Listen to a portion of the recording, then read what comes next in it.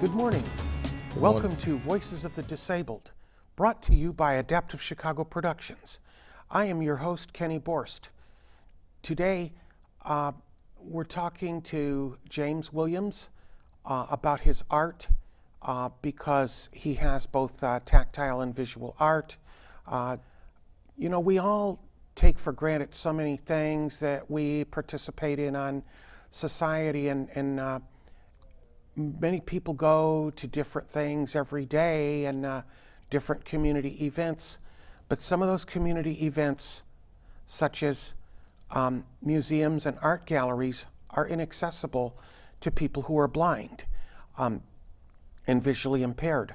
I have had many conversations with blind people who have frustrations because they do go to museums many times that do have tactile art, that do have tactile exhibits, but what happens is the staff and the volunteers at these various museums oftentimes are unequipped and usually uncomfortable with dealing with blind people. Well, they don't say that they are, but you get the drift. They don't have to admit it. You just sort of catch it in the vibe, their voice, their mannerisms. And but I have a rather unique guest here today through a mutual friend, Amira Watkins Brown. I met James Williams, who is a sighted person who does art with blind people, blind and visually impaired people in mind. Welcome to the show, James. Thank you very much, Ken, for inviting me. So tell us, for starters, for those who don't know you, please tell our viewers a little bit about yourself and how you got started doing this. Well, in 1970, living with a close friend of mine, he introduced me to art. And my desire to want to then study, in my studies in college, I studied humanities. And my fascination for wanting to learn about the famous artists kind of motivated me to look further to see if, in fact, that I could become one. And so I started experimenting with pastels and such, and it morphed into what it is today. That's wonderful. Until, of course, until you met me, have you known any other blind or visually impaired people? Yes, I had an exhibit in April at the Unity Church in Chicago's gallery. I was there for 2 months with 47 of my paintings.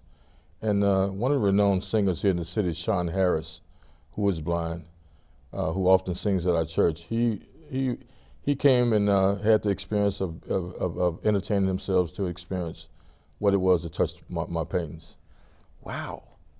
So did you say, the number, did you say 47? Yes, I had 47 paintings 47 paintings at the Unity Church? Yes. Wow. I bet it was a trip around the world transporting them there, hey? Not really. The thing is, it was a 2-day experience. But the thing about Sean is that Sean was so overwhelmed with the experience that, as I told him, I've always advocated since I started painting that I believe that visually impaired and blind individuals and children are not allowed the basic human rights of enjoying arts as other people who have vision, and that my advocacy is to paint my paintings as I started to make sure that everyone could touch my art. I'm glad you said that, because the thing is, because it's really not about the art. It's about feelings when blind and visually impaired people are denied that access. It's not really about what we're looking at as much as about the psychological processes. We feel rejected.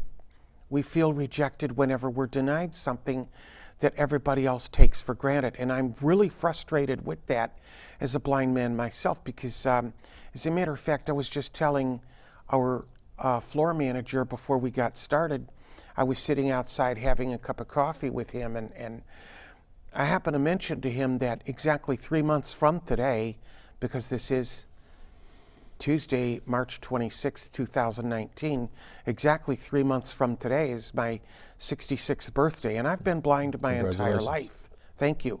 I've been blind my entire life, and one of the things that has always frustrated me is that we're rejected from a lot of things that people take for granted, and I often meet people in my day-to-day interactions and encounters with the rest of society. It irritates me when people come to me and say, oh, well, when I see a guy like you, they can't say the word blind, you know, something contaminating about it or poisonous or something. They can't say it. And so they'll say, well, when I meet a guy like you remind me of so much of what I take for granted. And it's like, and my response to them is, no, I don't, because you make a choice. You've made a choice to take things for granted. And if you have made a choice to, you can make a choice not to. So as far as back to your paintings now, could you please name each one of the paintings that you have here and tell us what your inspiration was for that particular painting?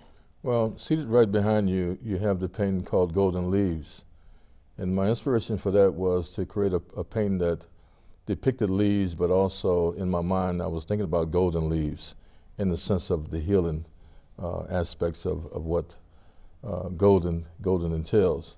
Mm-hmm. When I was, in 2008, I went through surgeries. I had 3 operations within 10 months, and I brought this to the hospital and put it on the wall to help to heal me.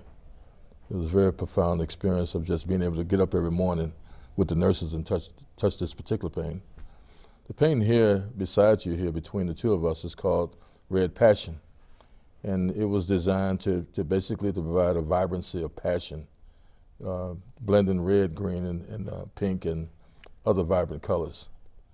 The painting over here behind us here to my left is Summer Breeze, and it's basically a lucent type of impasto technique that kind of exhumes out spring, so spring and summer. The painting over here behind me to my right is called Lou's Lament. And that painting inspiration was my high school basketball coach. His name was Luther Befford at Marshall High School. And when he made his transition, I was inspired to paint this picture in honor of him. The painting here, that's down, the small piece here, is my play on Picasso. I call it Picasso's Lament. It's a very vibrant piece with yellow, red, lucid white, fluorescent black, and gold. So a lot of the paintings. That's when you showed me just before we started, yes. And the interesting thing about my paintings, though, Ken, is that, as you know, sight is one of our basic senses. Mm-hmm. And for a visually impaired and a blind person not to enjoy art, I feel that it's a travesty. It's something that is not advocated, as you're told constantly not to touch the art, which I understand the benefit of that. But the fact of the matter, there's so many sensory benefits that a visually impaired or blind individual would get from touching paintings. Not only that, I'm always telling people, really, the human being is a very visual organism. But the problem with that is that we don't just have one, we have 5 senses. And there seems to be an unwillingness or inability, or I don't know what you were, for lack of more appropriate terms, really, is that people don't want to accept the notion that you can receive information. Correct. Besides what you're told by your eyes. Your other 4 senses really give you a lot more information, but for some reason, we just don't want to accept that. We as a world of human beings don't seem to want to accept that, and it's really interesting how there are so many other things out here, and there are so many other gifts that the other senses can give us, and I think it's really wonderful that you're doing this. Of all of your paintings, and of course there are so many others besides what you have here, of the ones you have here, what seems to be the favorite of people that have seen them? The favorite would have to be Golden Leaves, because as I told you, I had an experience of a medical odyssey, and that painting, I feel strongly that it aided in my healing. And me being able to get up every morning out of that bed and touch that painting enabled me to get up on my feet and become healed. So it sounds like you're telling me that seems to be therapeutic in nature for most people. Very much so, which is why I'm passionate about other individuals, particularly visually impaired and blind people, touching my art, because I feel strongly that there's a spiritual connection there, not just a sensory benefit, but there's also, from the vibrancy of colors and the textures, that there's a spiritual awakening that occurs with an individual when they touch my art.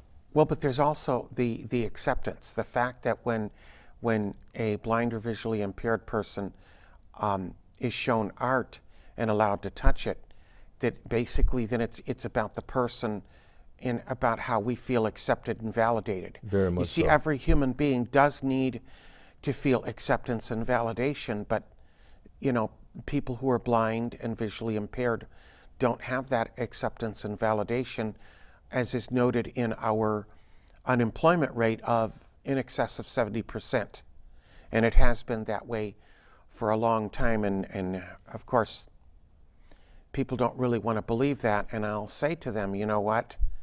Contact the National Federation of the Blind if you don't believe me. They will tell you.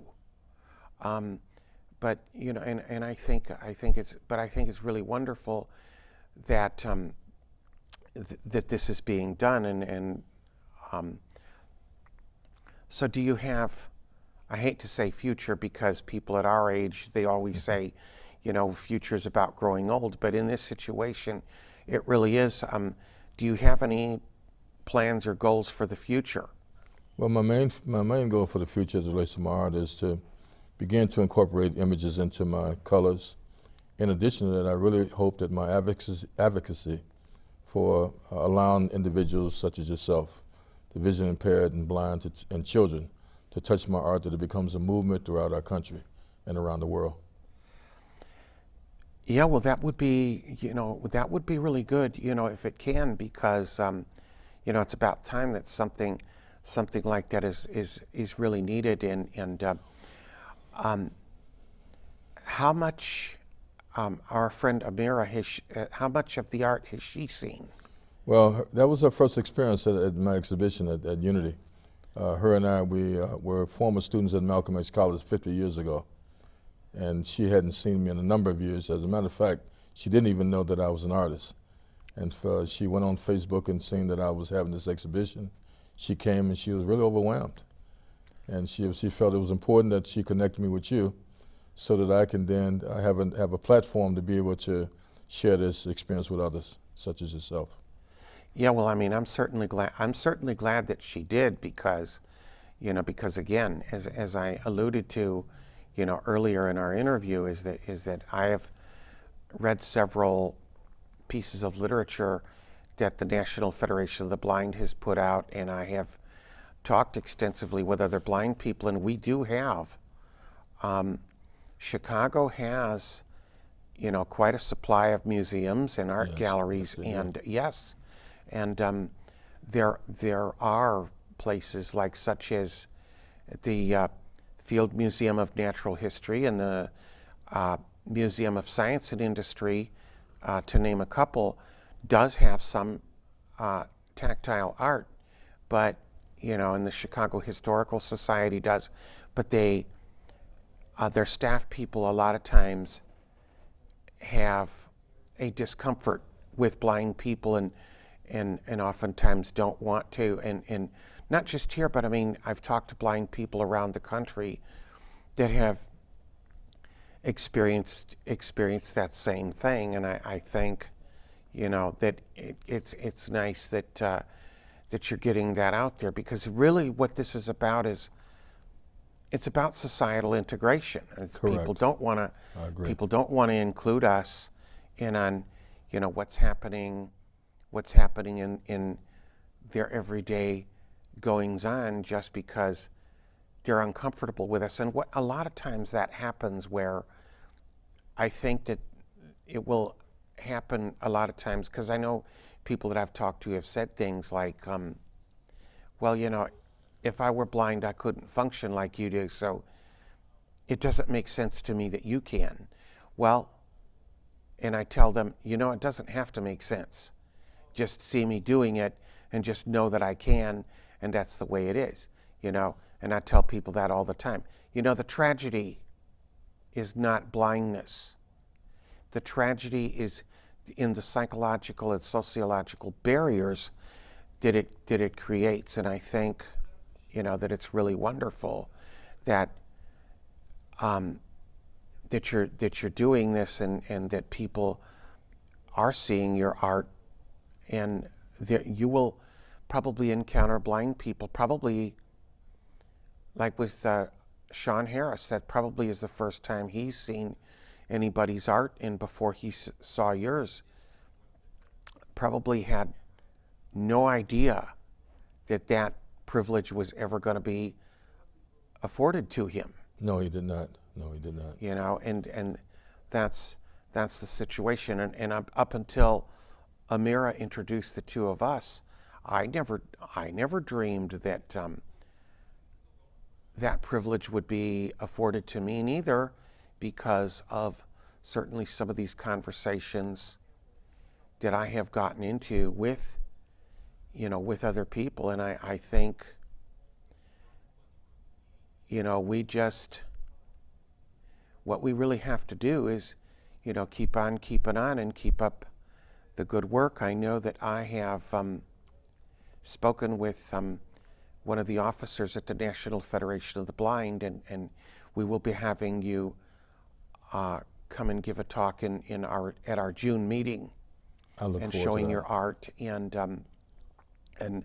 everybody there will be able to check it out and everything like that, because many of these people are in a variety of professions. We have attorneys, we have teachers, we have vendors, all of that stuff, and I don't think any of them, although I haven't discussed it with them at length, I don't think any of them have seen anybody's tactile art, because I'm not sure, you know, how many people out there that are doing it that probably haven't gotten out there to show it, haven't had the resources, or whatever the reason may have been.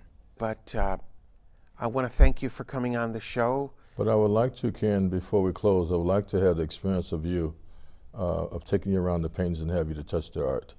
I think that would be important for our viewers to see, if you would allow that to be. Definitely. If we can, let me direct you to each painting. If you feel so free. What we'll do, we'll start with the one right here. This is called Red Passion. Yeah. And if you touch it with one and both hands, you can feel free to rub it and touch it. Yeah. And feel the effect of the texture. I like that. You know, I was just telling Eric, who's assisting in the control room, that it reminds me of a Braille map, the way that all the lines kind of correlate in here and I'm going to bring everything. down, and he didn't realize that there was such a thing as a Braille map. Okay, if we can stand for me, let me Stay. Let me just assist you here. Yeah, Stay. Move this chair over a little bit. You can step right on in here step right on in there. Just walk in.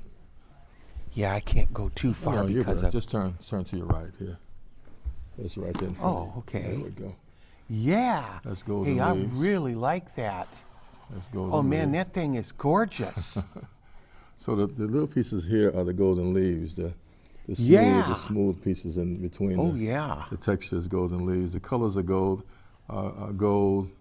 red, opaque. Yeah. That's really gorgeous. I'd like for a lot of people to... Hold on 1 second. I'm going to bring Luzament. You stay right there. Okay. Luzament is another interesting piece.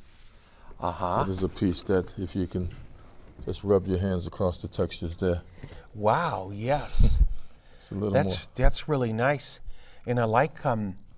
That's an antique frame there that surrounds it. We have this additional piece here, which is Summer Breeze. Yeah. Hey, this is really gorgeous. This is really gorgeous. People at the Lighthouse should like this. Yes, yes. Hopefully, yes. I feel strongly that, you know, once we expose everyone, that there's an opportunity for them to enjoy the art. That is something that everyone would want to participate in.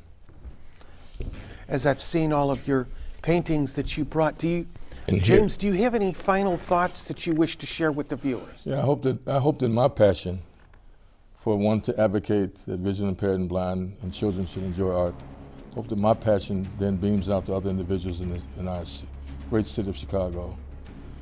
and around the world to then allow to provide the human rights to all to enjoy art and the humanities. Thank you. Thank you for having me. God bless you.